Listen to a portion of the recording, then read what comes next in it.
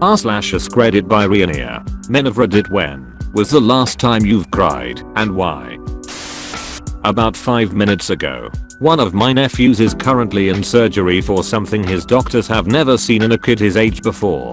I just got news from my sister that best case scenario has happened and they were able to take care of things. He should be out of the or in half the time as was expected.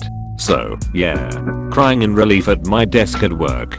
Going up to see him in a couple days. It's hard to explain what it means to have kids like him in your life. Edit. I just found out that he is out of surgery and everything was successful. Huge weight off my mind. I'm so glad for you and your family. Dude has been through a ton in the last year or so. I've never seen a kid deal with stuff as well as him. All of my other nieces and nephews have been rallying behind him as well. It's been a hell of a ride, but we can finally see the end. Walking into rehab when almost no one knew I was going. 60 days later I'm sober as hell and going to be a sober dad. I felt this one.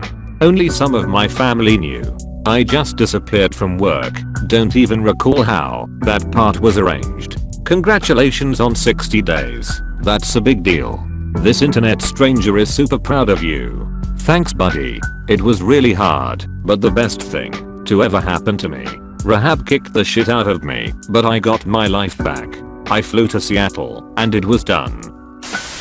Last year on my birthday, because I made it this far and some of my friends did not. A couple days ago in the shower, the song You Can Let Go Now Daddy came on. My grandpa had an aneurysm blow and my mom sang that song to him when they unplugged the machines. It'll always make me cry. This last weekend, after a night of drinks, a very good friend of mine and I were ending the night at her apartment. We had been chatting for a bit when at one point, she redirected the conversation and began to beam about how she's proud of the man I've become. She talked about my character, how I treat people, and my habits. She told me there are things I do that she admires, things that I've been doing for years, and that I thought no one noticed. It was a very tender moment and I couldn't help tearing up. I've never had a friend or loved one, other than a relative, say such beautiful things about me. Bless her soul, I don't know what I would do without her. To say that she's an amazing person wouldn't be enough. Edit. Hey everyone, really appreciate all the love this post is getting. I'm currently at work and don't have the time to respond to everyone's messages. I'm planning on coming back to this comment once I have some more time. That's really lovely, warmed up my heart.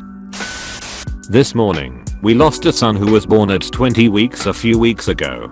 He lived for 2 hours and died in my arms. Every time I close my eyes I see him. I know it'll get better in time, but for now it's rough. There was a post I read somewhere from you/now a while back. Saved it because it is just sadly beautiful and sits with me. Quote, alright, here goes. I'm old. What that means is that I've survived so far and a lot of people I've known and loved did not. I've lost friends, best friends, acquaintances, co-workers, grandparents, mom, relatives, teachers, mentors, students, neighbors, and a host of other folks. I have no children, and I can't imagine the pain it must be to lose a child. But here's my 2 cents. I wish I could say you get used to people dying.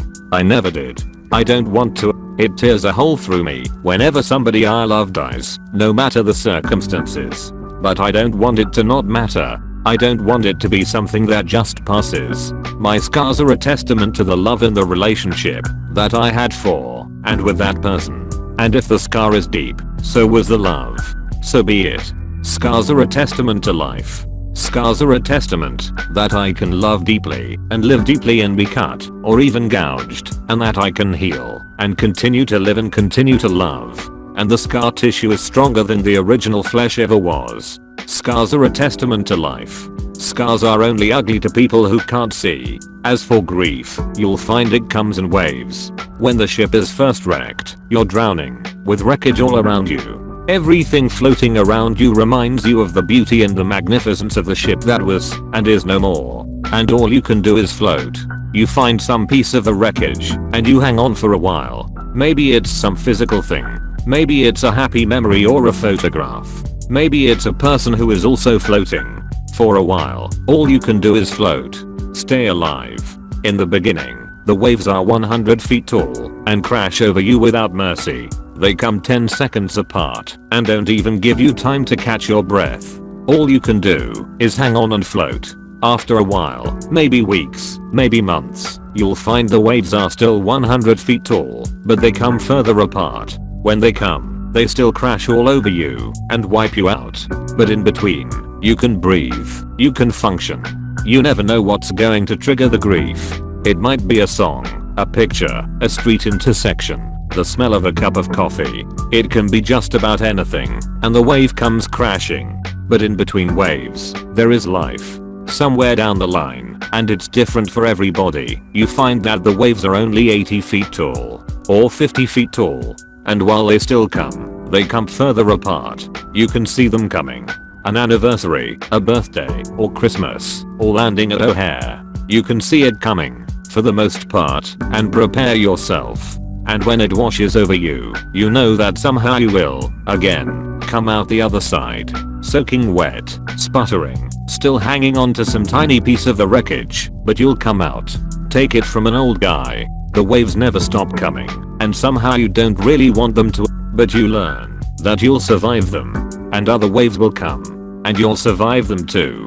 If you're lucky, you'll have lots of scars from lots of loves, and lots of shipwrecks.